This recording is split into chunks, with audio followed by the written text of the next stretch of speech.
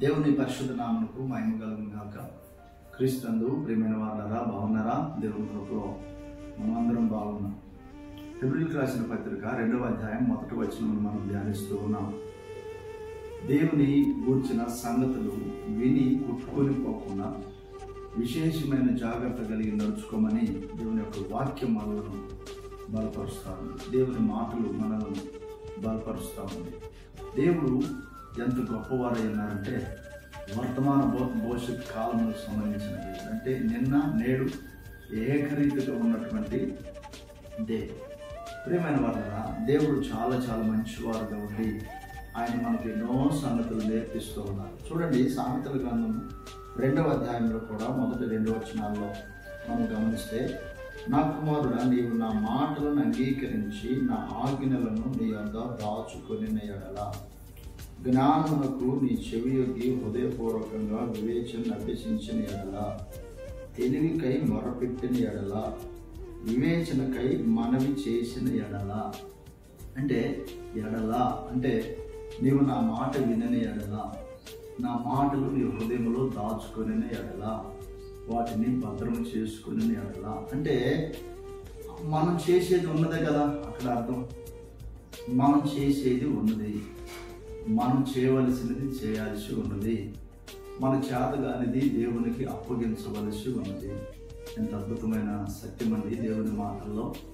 కనుక అనేకులు మనం చేసే దాని గురించి ఏమాత్రం అవగాహన లేక, లేదా అహంకార దృష్టితో, లేదా దేవుడిని వ్యతిరేకిస్తూ ఏదో సాధించాలని, ఏదో సంపాదించాలని, ఆ తర్వాత అన్నిటిలో విఫలమై మరి చాలా దయనీయమైన పరిస్థితిలో దిగిపోయేవారుగా ఉంటున్నారు.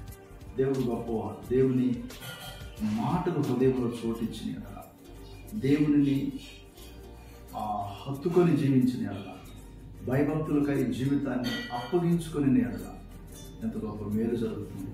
ప్రియమైన దేవుని వల్ల అనేకులు, యవనస్తులు, చిన్న బిడ్డలు, కుటుంబాలు నడిపించుకున్నటువంటి స్త్రీలు కావచ్చు, పురుషులు కావచ్చు, చూడండి దేవుని మాటలకి ఎంతమంది విలువనిస్తున్నారు, ఎంతమంది ఆయన మాటలు ఎడల శ్రద్ధాభక్తులు చూపుతున్నారు.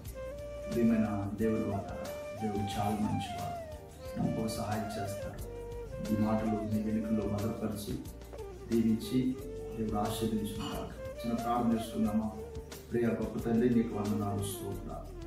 అయినా మనుషులుగా మేము చేయవలసినది ఉన్నది అని మీరు సెలవిచ్చిన మీ మాట సత్యం. ఎన్నో సంగతులు మాకు మీరు నేర్పించు ఉన్నారు, ఎన్నో సంగతులను గురించిన విషయాలు మాతో మాట్లాడుతూ ఉన్నారు. ప్రభా, అవి కొట్టుకొని పోకుండా భయభక్తులు కలిగిన ఆయన మిమ్మల్ని వెంబడించట్లో సహాయం చేయమని అయా ఈ మాటలు వింటున్న వీళ్ళందరినీ సహాయం చేయండి. ఈ జనకు పనులు, ప్రయాణాలు, ప్రయత్నాలు, వారి యొక్క ఆయా కార్యక్రమాలు అన్నింటిలో మీరు తండ్రి నడిపించండి. తండ్రి, ఎవరైతే ఉద్యోగం చేస్తున్నారో, వ్యాపారం చేస్తున్నారో, అయా తండ్రి పొలం పనులు చేస్తున్నారు, వారికి అందరికీ సహాయం చేయండి. ఎవరైతే అయ్యా తండ్రి దూరదేశంలో, దూర ప్రాంతం నుండి మాటలు వింటున్నారు, వారికి మీరు సహాయం చేయండి. గొప్ప మా దేవ, మీరు గొప్పవారు, అంతటను నిలిచి ఉన్నారు, అందరికంటే పైన ఉన్నటువంటి వారు. మీ మాటలో శక్తి ఉన్నది ఆయన. మీ మాటలు హృదయం భద్రపరచు సహాయం చేయండి. నజరేయుడైన యేసయ్య పరిశుద్ధ నామమున వేడుకుంటున్నాము తండ్రి. దేవుని ప్రేమ, మన రక్షకుడైన యేసుక్రీస్తు ప్రభువు కృప, పరిశుద్ధాత్మ దేవుని సన్నిధి సహవాసం చేరువని మనకు అందరూ చేసింది. సకల పరిశుద్ధులను సదాకాలం తోడు నడిపించుకుంటారు. ఆమేన్. God bless you.